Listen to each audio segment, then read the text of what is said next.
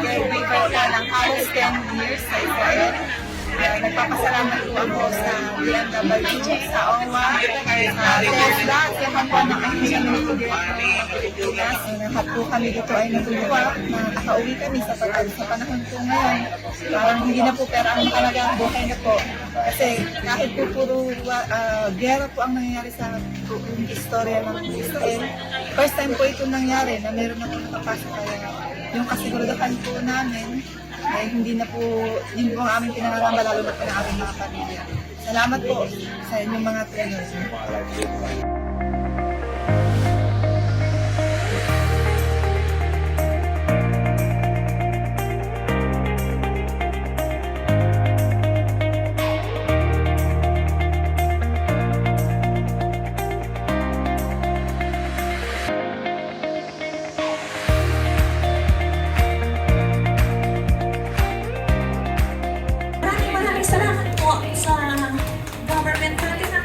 Napaka-bless po namin na meron po ganitong ahensya na tumutulong po sa mga katulad po namin na nakipagsapalaran at forcefully na talagang pauuwiin.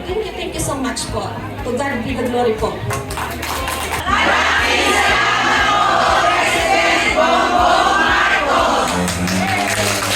Maraming salamat din sa inyo.